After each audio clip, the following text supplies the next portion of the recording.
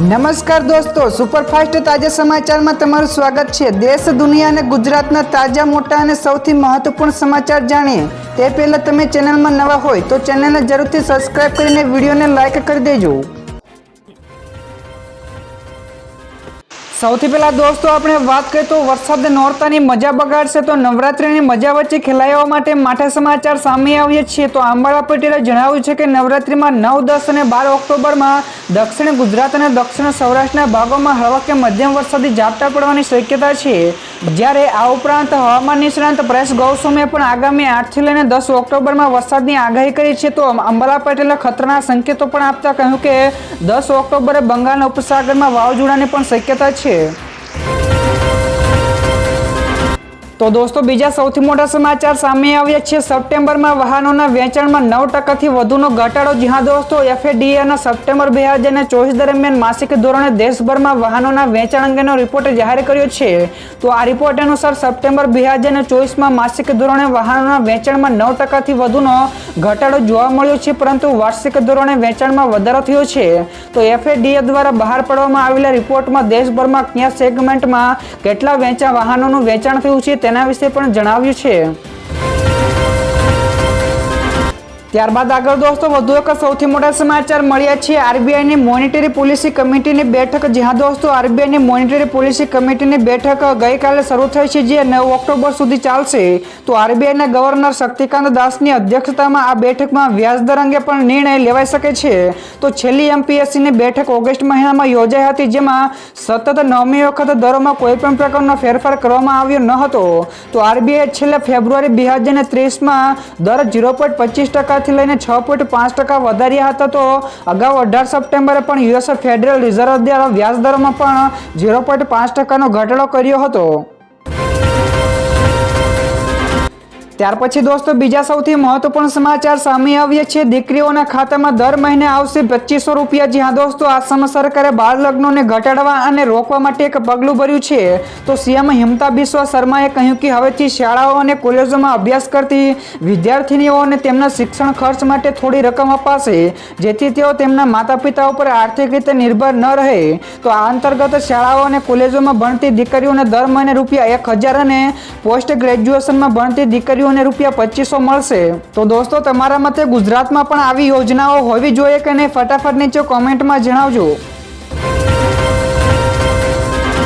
ત્યારબાદ દોસ્તો બીજા સૌથી અગત્યના સમાચાર મળ્યા છે। 60,254 જેટલા કર્મચારીઓને જૂની પેન્શન યોજનામાં સમાવેશ થયો છે। જ્યાં દોસ્તો મુખ્યમંત્રી ભૂપેન્દ્ર પટેલની અધ્યક્ષતામાં ગઈકાલે કેબિનેટની બેઠકમાં મોટો નિર્ણય લેવામાં આવ્યો હતો। તો 2005 અગાઉના 60,254 જેટલા કર્મચારીઓને જૂની પેન્શન યોજનામાં સમાવેશ કરાશે। તો આ બેઠકમાં રાજ્યની પ્રવર્તમાન પરિસ્થિતિ અંગે પણ ચર્ચા વિચારણા કરાઈ હતી। તો જેમાં કાયદો અને વ્યવસ્થાની પણ સ્થિતિ અંગે સમીક્ષા પણ કરવામાં આવી હતી।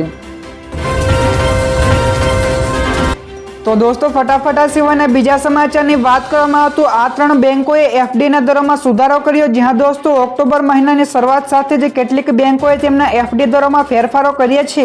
તો Punjab national bank, Punjab and Sindh અને બેંક ઓફ બરોડાએ તેમના FD દરોમાં સુધારો કર્યો છે। તો આ બેંકોના ગ્રાહકોને હવે FD ઉપર 8.05% સુધી વ્યાજ મળશે। જો કે આ તમામ વ્યાજ દરો 3 કરોડ રૂપિયાથી પણ ઓછી FD ઉપર લાગુ થશે। તો આ દરો 1 ઓક્ટોબર 2024 થી લાગુ થઈ ગયા છે। ત્યારબાદ આગળ દોસ્તો વધુ એક સૌથી મહત્વપૂર્ણ સમાચાર મળ્યા છે। ડાકોરથી ભક્તો ભૂખ્યા પરત નહીં જાય। જ્યાં દોસ્તો ડાકોર ખાતે રણછોડરાયજીના દર્શન કરવા માટે આવતા ભક્તો માટે ખુશીના સમાચાર મળ્યા છે। તો રણછોડરાયજીના દર્શન કરવા આવતા ભક્તો હવે ભૂખ્યા પરત નહીં જાય। તો મંદિર દ્વારા કરાય વિના જ મૂલ્ય ભોજન પ્રસાદીની જાહેરાત કરવામાં આવી છે। તો ડાકોર ટેમ્પલ કમિટી દ્વારા આ મહત્વપૂર્ણ નિર્ણય લેવામાં આવ્યો છે કે રણછોડરાયજી મંદિર નજીક આવેલી ગૌશાળા પાસેથી યાત્રી નિવાસી નીચે ભક્તો માટે વિનામૂલ્ય ભોજનની પણ વ્યવસ્થા કરાશે। ત્યારબાદના દોસ્તો બીજા સૌથી મોટા સમાચાર સામે આવ્યા છે। કચ્છમાંથી ઝડપાયું 120 કરોડનું કોકેન। જ્યાં દોસ્તો કચ્છમાંથી ફરી એકવાર ડ્રગ્સ પકડાયું છે। તો સામે આવેલી માહિતી અનુસાર પૂર્વ કચ્છ પોલીસે ગાંધીધામના ખારી રોહોમાંથી 11 કિલો કોકેન જપ્ત કર્યું છે। તો માર્કેટમાં આ ડ્રગ્સની કિંમત આશરે 120 કરોડ હોવાનું પણ સામે આવ્યું છે। તો ઉલ્લેખનીય છે કે ગુજરાતને ડ્રગ્સ મુક્ત કરવાની ઝુંબેશમાં પોલીસને વધુ એક સફળતા મળી છે। તો પૂર્વ કચ્છમાંથી પોલીસે કરોડોનું ડ્રગ્સ પણ જપ્ત કર્યું છે। ત્યારબાદના દોસ્તો બીજા સૌથી મોટા સમાચાર સામે આવ્યા છે દિલ્હીમાં હાઈ એલર્ટ તો આતંકી હુમલાનો ખતરો। જી હા દોસ્તો, દિલ્હી એનસીઆર સહિત દેશના અનેક રાજ્યોમાં આતંકી હુમલાનો ખતરો છે તો એજન્સીઓ દ્વારા એલર્ટ પણ જારી કરાયું છે। તો આતંકવાદીઓ ભીડભાડવાળા વિસ્તારો, ઇઝરાયલની દૂતાવાસ, વિદેશી અવર જવર ધરાવતા વિસ્તારો તેમજ અન્ય ધાર્મિક સ્થળોને પણ નિશાન બનાવી શકે છે। તો આ ઇન્ટેલિજન્સ એલર્ટ પર નવરાત્રિથી લઈને દિવાળી સુધી જારી કરવામાં આવ્યું છે। તો આતંકવાદીઓ દિવાળી કે રામલીલા દરમિયાન મોટી તબાહી કરી શકે છે। ત્યારબાદના દોસ્તો આગળના બીજા સમાચારની ઝડપથી વાત કરવામાં આવે તો લેબનોન અને ગાઝામાં ઇઝરાયલનો બોમ્બમારો। જ્યાં દોસ્તો ગઈકાલે ફરી એકવાર ઇઝરાયલે ગાઝા પટ્ટી ઉપર હવાઈ હુમલાઓ કર્યા છે। તો આ અંગે ઇઝરાયલ ડિફેન્સ ફોર્સે કહ્યું કે ગાઝા પટ્ટી ઉપર હમાસના ટાર્ગેટ ઉપર હુમલાઓ ચાલુ છે। તો તે દરમિયાન આઈડીએફે પણ લેબનોનમાં હિઝબુલ્લાના સ્થાનો પર ભારે બોમ્બમારો કર્યો હતો। તો આખી રાત ઘણા બધા વિસ્તારોમાં બોમ્બમારોનો વરસાદ ચાલુ રહ્યો, જેના કારણે લોકોમાં પણ ભયનો માહોલ છવાઈ ગયો છે। તો લેબનોનમાં ઇઝરાયલના હુમલામાં અત્યાર સુધીમાં 1900 કરતાંથી વધારે લોકોના મોત થયા છે। ત્યારબાદ દોસ્તો આગળના બીજા સમાચાર શેર માર્કેટ વિશે પણ મળ્યા છે। તો ગઈકાલે શેર બજારમાં રોકાણકારોના રૂપિયા 10.50 લાખ કરોડ રૂપિયા સાફ થયા। જ્યાં દોસ્તો મિડ કેપ અને સ્મોલ કેપના શેરોમાં ઘટાડા અને સુનામીના કારણે રોકાણકારોના 10.50 લાખ કરોડ કરતાં વધારે મિનિટોમાં જ ધોવાઈ ગયા હતા। તો શેર બજાર તેજીની ગતિ સાથે ખુલ્યું, પરંતુ વિદેશી રોકાણકારોની વેચવાલીથી મિડ કેપ અને સ્મોલ કેપમાં હાહાકાર મચ્યો હતો। તો નિફ્ટી મિડ કેપ ઇન્ડેક્સ 1600 અને નિફ્ટી સ્મોલ કેપ ઇન્ડેક્સમાં 650 પોઈન્ટનો ઘટાડો થયો હતો। ત્યાર પછી દોસ્તો બીજા સૌથી અગત્યના સમાચાર સામે આવ્યા છે ભારતની સુરક્ષાને લઈને માલદીવના પ્રમુખનું મોટું નિવેદન। જ્યાં દોસ્તો માલદીવના પ્રમુખે જણાવ્યું કે માલદીવ ક્યારે પણ એવું કંઈ જ કરશે નહીં જે ભારતની સુરક્ષાને નુકસાન પહોંચાડે। તો ભારત અને માલદીવનો મૂલ્યવાન ભાગીદાર અને મિત્ર છે। તો અમારા સંબંધો સહિયારા હિતોના આધારે બનેલા છે, જ્યારે અમે વિવિધ ક્ષેત્રોમાં અન્ય દેશો સાથે પણ અમારો સહયોગ વિસ્તારીએ છીએ, ત્યારે અમે પણ એ સુનિશ્ચિત કરવા માટે પ્રતિબદ્ધ છીએ કે અમારા કાર્યો અમારા ક્ષેત્રની સુરક્ષા અને સ્થિરતા સાથે સમાધાન નહીં કરે। ત્યારબાદ દોસ્તો આગળ વધુ એક સૌથી મોટા સમાચાર સામે આવ્યા છે। 5 રાજ્યોમાં ફેલાયેલા કિડની ટ્રાન્સપ્લાન્ટનો કૌભાંડનો પર્દાફાશ। જ્યાં દોસ્તો ગુજરાત સહિત 5 રાજ્યોમાં ફેલાયેલા કિડની ટ્રાન્સપ્લાન્ટ કૌભાંડનો પર્દાફાશ થયો છે। તો આ મામલે આરોપી ઝડપાયો છે। તો કૌભાંડનો માસ્ટરમાઇન્ડ MBA ડિગ્રી ધરાવે છે। તો આ સિવાય આરોપી સંદીપ માઇન્ડમાઇન્ડ MBAની ડિગ્રી પણ ધરાવે છે। આરોપી સંદીપ આર્યે 34 કિડની ગેરકાયદેસર રીતે ટ્રાન્સપ્લાન્ટ કરાવીને રૂપિયા 10 કરોડ પડાવ્યા હતા। તો સામે આવેલી માહિતી અનુસાર સંદીપ આર્ય તમામ કિડનીની ટ્રાન્સપ્લાન્ટ માટે રૂપિયા 35 થી લઈને 40 લાખની રકમ પડાવતો હતો। તો દોસ્તો ત્યાર પછીના આગળના બીજા સમાચારની ફટાફટ વાત કરવામાં આવે તો અમિત શાહ નક્સલ પ્રભાવિત રાજ્યોના મુખ્યમંત્રીઓને મળ્યા। જ્યાં દોસ્તો કેન્દ્રીય ગૃહમંત્રી અમિત શાહ ગઈકાલે નવી દિલ્હીમાં 8 જેટલા નક્સલ પ્રભાવિત રાજ્યોના મુખ્યમંત્રીઓ સાથે સુરક્ષાની સ્થિતિની સમીક્ષા કરી હતી, જેમાં ઝારખંડ, તેલંગાણા, ઓડિશા, આંધ્રપ્રદેશ, બિહાર, છત્તીસગઢ, મહારાષ્ટ્ર અને મધ્યપ્રદેશના મુખ્યમંત્રીઓ સામેલ થશે।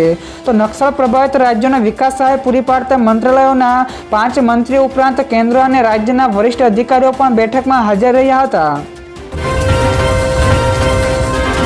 ત્યારબાદના દોસ્તો આગળના બીજા સૌથી મોટા સમાચાર સામે આવ્યા છે। ઈરાન ફરીથી ઇઝરાયલ ઉપર હુમલો કરશે। જ્યાં દોસ્તો ઈરાનના સર્વોચ્ચ નેતા આયતુલ્લા અલી ખમેનીએ ફરી એકવાર હાલમાં જ મોટું નિવેદન આપ્યું અને કહ્યું કે જો જરૂર પડશે તો ઈરાન ફરીથી ઇઝરાયલ ઉપર ફરી એકવાર હુમલો કરી શકે છે।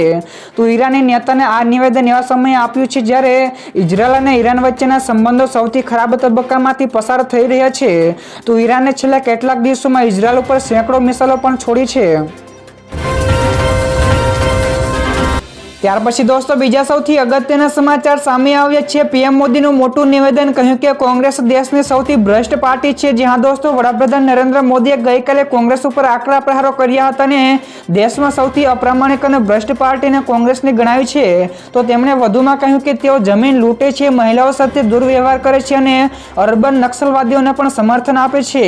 તો પીએમ મોદીએ લોકોને ચેતવણી આપી હતી કે જો આપણે વિભાજિત થઈ જઈશું તો તેમને આપણને વિભાજિત કર્યા છે તે લોકો પણ ઉજવણી કરશે। ત્યારબાદ દોસ્તો બીજા સૌથી મહત્વપૂર્ણ સમાચાર મળ્યા છે નવરાત્રી બાદ વધુ એક વરસાદી રાઉન્ડ। જ્યાં દોસ્તો રાજ્યમાં નવરાત્રી પૂરી થયા બાદ વધુ એક વરસાદી રાઉન્ડ આવવાની શક્યતા છે। ત્યારે હવામાન નિષ્ણાત અંબાલાલ પટેલે આગાહી અનુસાર 7 થી લઈને 12 ઓક્ટોબર એટલે કે આજથી લઈને 12 ઓક્ટોબર દરમિયાન અરબી સમુદ્રમાં વધુ એક સિસ્ટમ સક્રિય થવાથી 16 થી લઈને 22 ઓક્ટોબર દરમિયાન રાજ્યમાં અનેક સ્થળે ભારે વરસાદ વરસી શકે છે। તો આ સાથે જ ઓક્ટોબર અને નવેમ્બર મહિનામાં પણ વાવાઝોડાની આશંકા વ્યક્ત કરી છે।